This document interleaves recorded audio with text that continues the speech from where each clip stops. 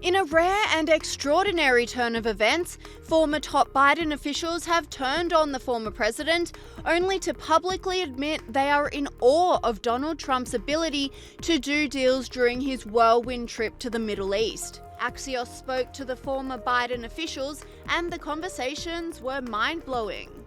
One official admitted, "Gosh, I wish I could work for an administration that could move that quickly." Whilst Ned Price, a former senior State Department official under President Biden, said, "He does all this and it's kind of silence. It's met with a shrug." He has the ability to do things politically that previous presidents did not, because he has complete unquestioned authority over the Republican caucus. And Rob Malley, who held senior posts in 3 Democratic administrations, including handling Iran talks under President Obama and Biden, said it's hard not to be simultaneously terrified at the thought of the damage he can cause with such power and awed by his willingness to brazenly shatter so many harmful taboos. And more Biden officials doubled down. Here's a Biden administration official. "Gosh, I wish I could work for an administration that moves this quickly." Another Biden administration official, "When his personal instincts, Trump's, coincide with the national interest, it's pretty remarkable how quickly he can move." And then yet another on Syria. "It's so clear it was the right decision. Why didn't Joe Biden do this?" There are about a half dozen quotes. And it's just breathtaking to think about the past administration watching this and thinking, whoa, we didn't keep up. Online commentators agreed with this person, saying, "What a time to be alive. There must be something serious moving down the pipeline on Biden for so many former staffers to respond like this. Very telling." And this commentator went further, saying, "Booyah. When one is on the right side, common sense becomes self-evident and actions can proceed quickly.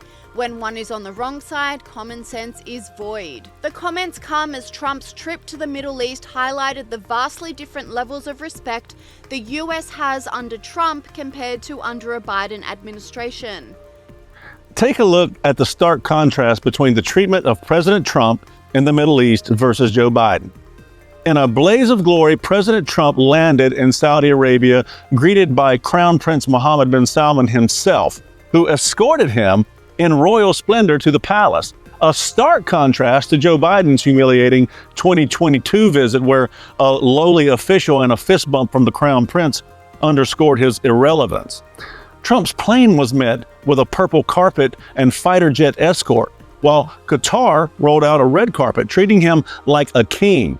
And Joe Biden, well, he shuffled in, ignored, basically a diplomatic afterthought. And perhaps the most bizarre part of this whole thing is, whilst Trump is globetrotting, making deals and solving geopolitical tensions, the mainstream media back in the US are still peddling the lie that Joe Biden's cognitive decline was all a made-up conspiracy theory.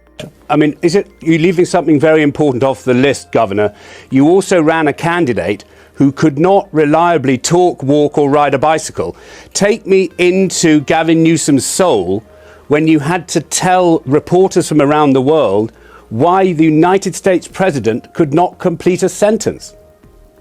Well, it was obviously we were challenged as it relates to that debate. But if you're asking about my soul, which I appreciate, you're asking about my direct engagement in interactions with former President Joe Biden, who was not our nominee, but as it relates to his campaign and what those decisions look like, as it relates to his determination whether or not to continue that campaign or end it as he did, I never had, period, full stop. I would be lying to you, and I won't lie to you, as it relates to the direct engagement I had with Joe Biden that ever suggested a cognitive decline to the degree that we saw at that debate night. And whilst the leftist mainstream media are still covering up for Joe Biden, viewers now know better. I'm not pretending like on my show or what I said we were ahead of the curve on this. It was a laugh line for years that Joe Biden was in some state of cognitive decline. I used to apologize to my audience because I said, look, I don't know what else to do. I remember what it was like when my grandfather was going through this, and it was deeply saddening. And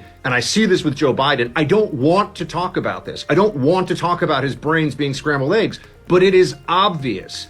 We all knew, all these reporters knew They are lying now because they have to figure out a way to regain some credibility and to regain some ground even within their own side, because they made a mockery of their own audience. I mean, look at someone like Morning Joe over on Joe Scarborough.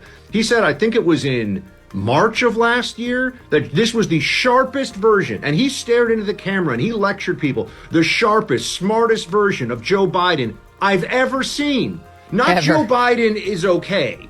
This is the best Joe Biden I've ever seen. These people are liars. I knew what was going on, Megyn. You knew what was going on. They thought they could pull off the swindle. But it seems as though Joe Biden is a distant memory in the mind of Donald Trump at the moment, with the president far too busy being treated like a king in the Middle East.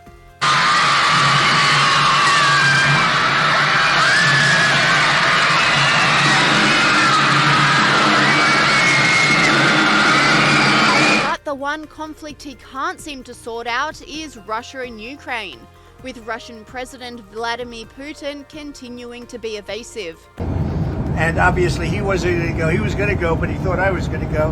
He wasn't going if I wasn't there. And I don't believe anything's going to happen, whether you like it or not, until he and I get together. But we're going to have to get it solved because too many people are dying. Ukraine.